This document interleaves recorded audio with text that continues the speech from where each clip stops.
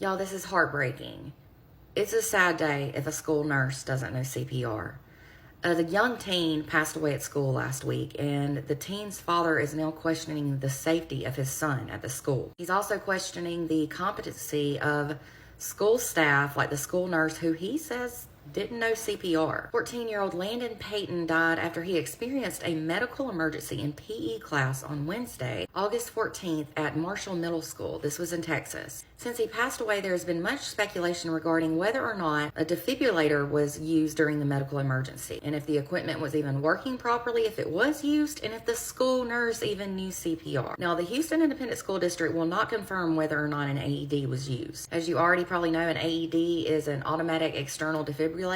The school district did release numbers, though, in response to the questions about whether or not it was used. Those numbers included how many AEDs were in the schools, and how many are working, and how many replacement parts and batteries have been used, or ordered, I should say. Now, Landon's father is Alexis Payton. He said he left the central office with more questions than answers on Friday when he met with him. He was reportedly already concerned about his son's safety at the school when he went to a welcome party on Monday.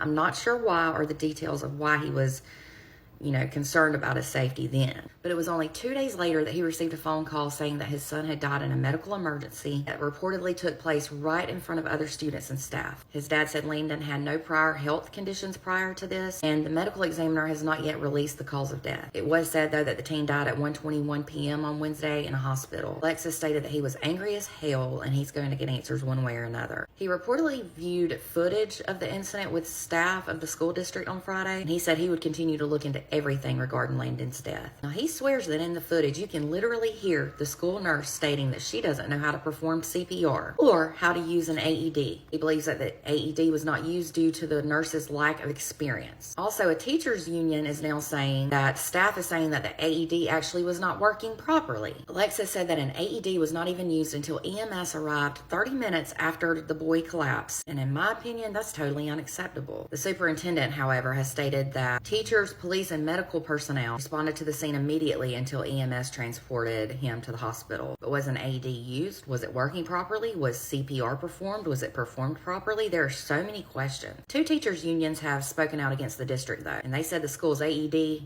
and the gym was either broken or expired. That's not okay. The Houston Education Association even wrote a letter calling for the removal of the superintendent, who is Mike Miles, along with several board members, after the Houston Federation of Teachers reported that multiple staff members from the school told them that the defibrillator was not working. They said that this oversight is completely unacceptable, and it highlights a significant lapse in safety protocols, and I completely agree. Now, reportedly, defibrillators must be checked and inspected monthly to ensure that the batteries are still good and that the pads are still working correctly. When was the last time this one was examined or inspected? Anyway, Alexis, pictured here, which is Landon's father again, he stated that the meeting with the school district was just a waste of time. He said he is still looking at the footage in the gym of his son before he collapsed. He also stated that when he arrived to the school gym's air conditioning didn't seem to be working well, and that's not okay either. He stated all he wants is closure, and I don't blame him one bit. Reportedly, Landon was an aspiring football player, and he loved to play video games. He had just transferred to the middle school. My heart and prayers go out to all who knew and loved Landon. This is absolutely heartbreaking, and it seems like so many young people have collapsed and died recently. This definitely needs to be looked at and taken seriously. Coaches need to make sure the athletes and students at PE are drinking